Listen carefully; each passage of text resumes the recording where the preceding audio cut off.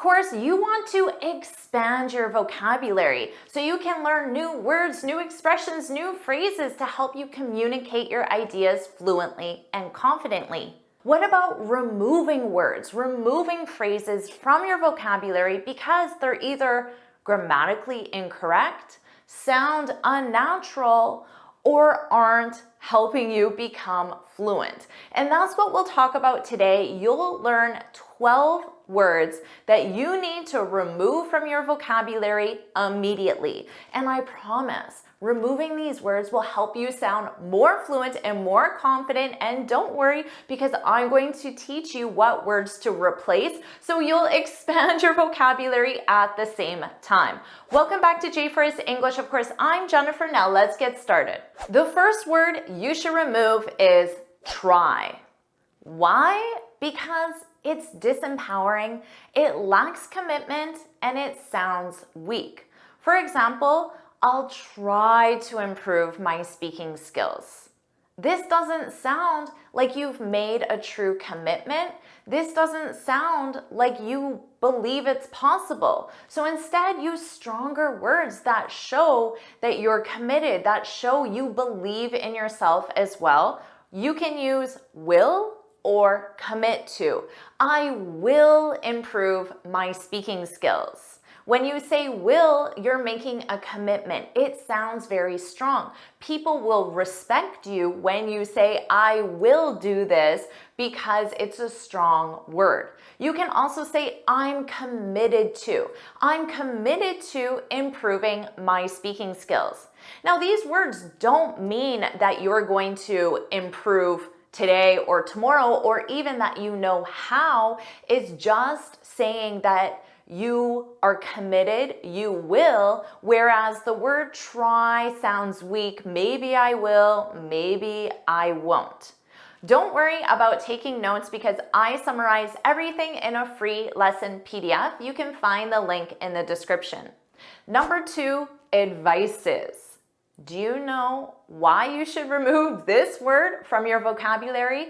I hear this word every single day from many, many students, even my most advanced students. But what's the problem with the word advices? It's grammatically incorrect. The word does not exist in English because the word advice is always singular. Now, there are many grammar mistakes that you can make, and most native speakers won't even notice them. But if you say advices to a native speaker, they will instantly think your English isn't very fluent. And if you are in a job interview or going for your IELTS, this could make you fail and not get the result you want. So it's really important that right now you remove this from your vocabulary. And remember, don't say, I'll try, Jennifer, I'll try. No, what are you going to say? I will remove this from my vocabulary today. I'm committed to removing this. So all you have to do is drop that S. Remember, you can't say, thanks for your advices, or can you give me some advices? What do you have to say? Remember, drop that S. Thanks for your advice. Can you give me some advice? And notice you can still use a modifier some with the singular advice. And to sound even more fluent and more professional, you can use piece or pieces of advice. Advice is always singular, and this is to emphasize singular or plural. So you can say, that's a great piece of advice if you want to emphasize one. Or you could say, those are great pieces of advice if you want to emphasize more than one, plural. So are you enjoying the advice in this video so far? If you are, of course, like this video, share it with your friends, and subscribe, and put woohoo in the comments so I know you're enjoying this advice. The next word you should remove from your vocabulary is wrong. The word wrong. This is because in English, it can sound very harsh, critical, And it's also disempowering. As a teacher, I avoid saying that answer is wrong because that might make the student feel bad about themselves, bad about their English level, because there are a lot of strong emotions in the word wrong. Think of all the times you've been told this as a child or even as an adult and how it makes you feel. So I say instead, as a teacher, that answer is incorrect. You could also say that answer isn't correct. It sounds more neutral and it sounds more empowering. So for you, if you're in a social situation or a professional situation and someone says something and you know that information isn't correct, don't say you're wrong. For example, the meeting starts at 3 p.m. and you know the meeting doesn't start at 3 p.m. Don't say to that coworker, you're wrong, because that sounds very critical. You can use the word actually. Actually is used to correct information, a false assumption. So you can say, actually, it starts at 4 p.m. That is a softer way to communicate it. Or you could say, I have it in my calendar for 4 p.m. Let's confirm the correct time. Think of how much better this will be for your relationship with that person rather than saying you're wrong. Number 4, can't. Of course, this word is disempowering and it sounds weak, similar to the word try. I'm sure you've said statements about your English using can't many times. I can't understand native speakers. But this sounds like a definitive statement, which isn't empowering you or motivating you or encouraging you. And it makes you sound weak to other people. There's a great strategy where you can still use can't, just add the word yet at the end. So say, I can't understand native speakers yet, which means right now this is true, but in the future, this will not be true. So it's such an empowering sentence just by adding that one word yet and add it right at the end. You can also use commit to, which we learned before, as a replacement to try. Right now, I can't understand native speakers, but I'm committed to improving my listening skills. Think of how much more empowering that sounds. Now let's talk about recommend me. What's the problem here? Why shouldn't you use recommend me? Well, just like with advices, it's grammatically incorrect.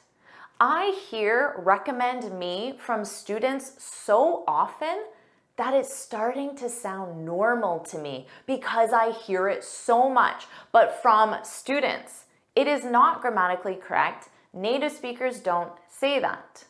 So what do you think of this sentence? Would you recommend me this book? What do you think about that? It's incorrect. The correct sentence structure is recommend something to someone.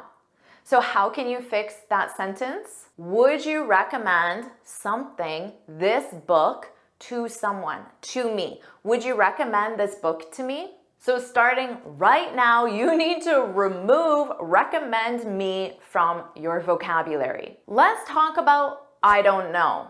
You should remove this because again, it's disempowering and it sounds weak. You want to communicate confidently. Saying I don't know often makes you sound unconfident. You can say, I don't know when the meeting starts. That is fine.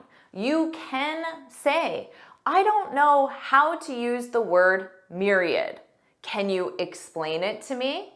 That's fine. But don't make general statements and say, I don't know how to improve my speaking skills. This is disempowering. It doesn't motivate you to try to improve your speaking skills because you just said you don't know how. Instead, you can say, I'm confident. I'm confident I can improve my speaking skills. Think of how much more professional, strong you sound if you said that in a meeting. I don't know how to use Excel.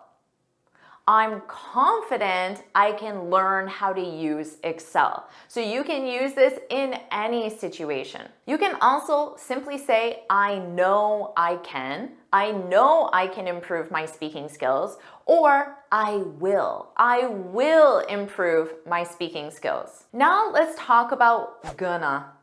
I strongly feel you should remove this from your vocabulary. And the reason is because I work with students every single day in the Finally Fluent Academy, and I see students try to use the word gonna, but they either use it incorrectly and it doesn't sound professional, or the grammar that they use it is completely wrong. So it sounds unprofessional.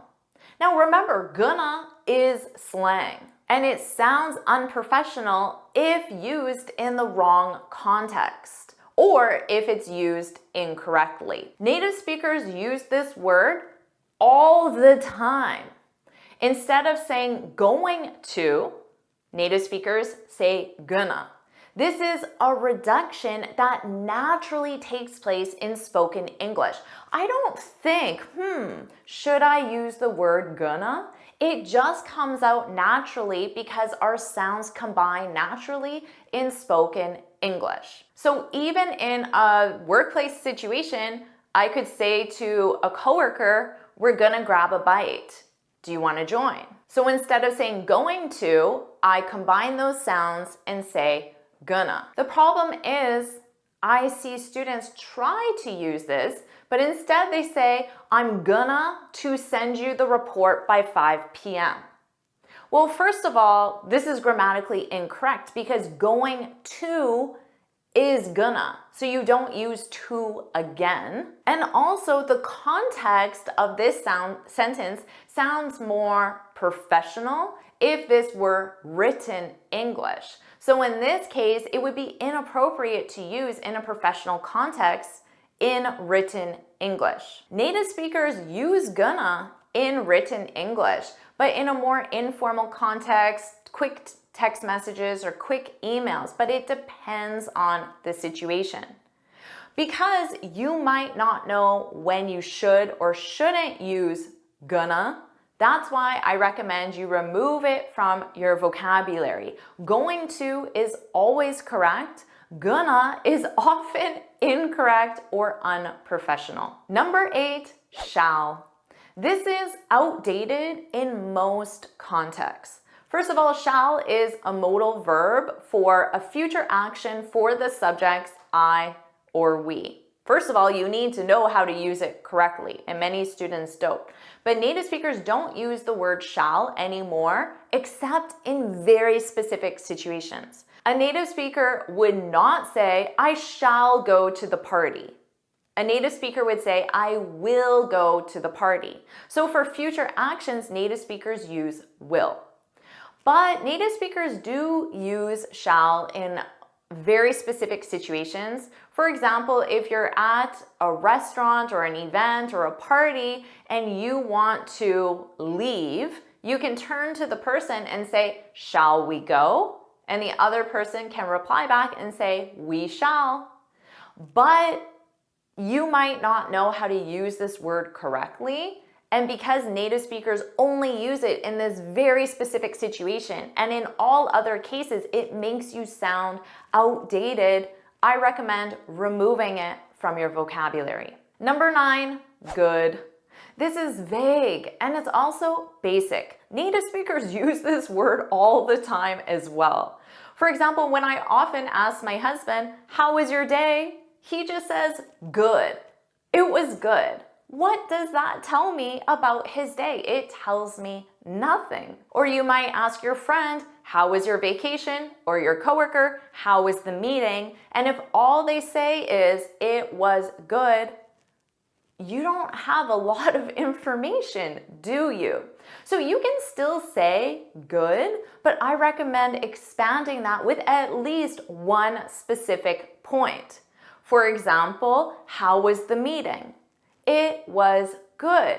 We learned a new method for organizing our files. So technically you can keep good in your vocabulary, but add on to it. Don't just say it was good. Number 10, interesting. This word is vague and is also quite confusing in English because interesting can be positive, interesting in a good way, or it can be negative, interesting in a bad way, depending on context. Sometimes native speakers use the word interesting when we don't want to offend someone. So if my friend asks me, oh, do you like my new shirt? I can say, oh, that's an interesting shirt. So in reality, I don't like the shirt, so I can describe it as interesting, which is actually a negative in this case, but hopefully my friend doesn't realize that. So if your friend asks you, how was the party? Now you know, don't just say it was good, and also don't just say it was interesting. If the party was positive, you can say the party was entertaining, engaging, enjoyable, delightful. These words only have a positive meaning. Or if you want it to mean interesting in a bad way, you can say the party was dull, boring, tedious, lifeless. So those are great positive and negative adjectives to replace the word interesting. Number 11, really. This is overused even by native speakers, and it's also very basic. I'm really tired. But there is one word that means really tired. Do you know what that word is? I'm really tired. I'm exhausted. So it communicates the same thing without using the word really. I'm really busy. What's the one word to replace really busy? I'm swamped. The party was really good. What's one word to replace really good? Well, there are many options. For example, the party was amazing, entertaining, exciting. Start with these that I shared and keep learning one word alternatives to really plus word. Number 12, persons. A native speaker will instantly know that English is not your first language if you use the word persons in an everyday context because it's only used in a government, legal, or official context. In everyday English, there's one person, the word is singular, and then what's the plural? Two people. People is the plural of person. So in any everyday context, including business and academic, you would say all people must register before attending the conference. But in government, legal, or official English, they would say all persons must complete the form, or this policy applies to all persons older than 55. I hear English learners say, I met some interesting persons at the party. This is an everyday context and using persons sounds unnatural. You should say, I met some interesting people at the party. Do you want me to keep teaching you words that you should remove and other words you should add to your vocabulary? If you do, put more in the comments below. And of course, make sure you like this lesson, share it with your friends, and subscribe. Don't say, Jennifer, I'll try. Say, Jennifer, I will, and then do it. And you can get this free speaking guide where I share 6 tips on how to speak English fluently and confidently. You can click here to download it or look for the link in the description. And this lesson will help you fill your vocabulary with words you should use starting today. So watch it right now.